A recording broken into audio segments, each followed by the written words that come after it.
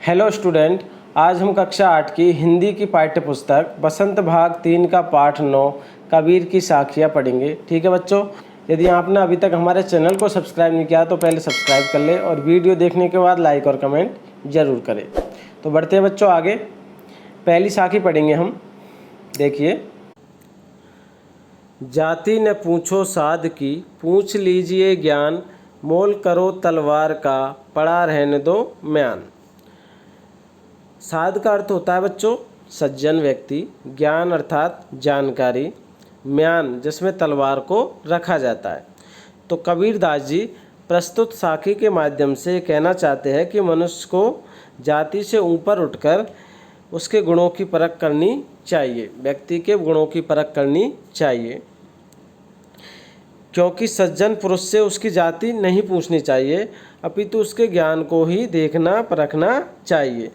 तो मनुष्य उसकी जाति के आधार पर नहीं, उसके ज्ञान के आधार पर पहचाना जाना चाहिए। ठीक है बच्चों, तो कबीरदास जी कहते हैं कि जब हम तलवार खरीदने जाते हैं तो उसकी कीमत हम जो तलवार जिसमें हम रखते हैं म्यान, उसकी कीमत हम म्यान को देखकर नहीं लगाते। किसको देखकर लगाते हैं? तलवार को देखकर लगाते हैं। इसी प्रकार मनुष्य को भी हमें उसके ज्ञान के आधार पर जरूर पहचानना चाहिए, ना कि उसकी जाति के आधार पर। ठीक है बच्चों, तो बढ़ते हैं आगे। आवत गारी एक है, उल्टत होय अनेक, कह कबीर नहीं उलटिए, वही एक की एक। आवत गारी एक है, आवत यानी आते हुए, गारी यानी गाली, गारी का अर्थ क्या है? यहाँ पर गाली है। उल्टत उलटिए अर्थात पलटना, वही एक की एक। इस साखी के अंतर्गत कबीरदास जी ने कहा है कि अपशब्द सुनकर उस पर ध्यान देने की बात नहीं कही है। यानी अगर हमें कोई अपशब्द कहे तो उस पर हमें ज़्यादा ध्यान नहीं देना चाहिए। कबीरदास जी कहते हैं कि जब हमें कोई गाली देता है तब वह एक होती है, और हम पलटकर उसे भी गाली देते हैं तो वह बढ़ते बढ़ते अनेक हो जाती है। इसलिए जब हम उसकी एक गाली पर भी ध्यान नहीं देंगे तो वह वहीं ख़त्म हो जाएगी, अर्थात एक की एक ही रह जाएगी। अगली साखी, माला तो कर में फिरे, कर यानी क्या होता है? हाथ। माला तो कर में फिरे, कर अर्थात हाथ। जीभ फिरे मुँह माय, और जीभ कहाँ फिरती है? मुँह के अंदर।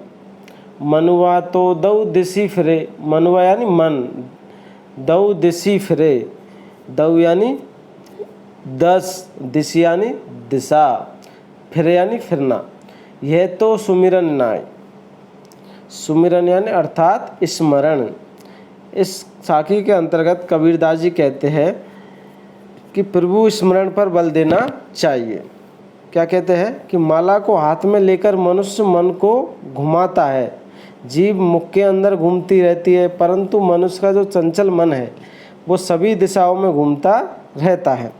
मानव मन गतिशील होता है बच्चों, जो बिना विचारे इधर उधर घूमता रहता है, परंतु ये भगवान का नाम क्यों नहीं लेता। इस प्रकार कबीरदास जी कहते हैं।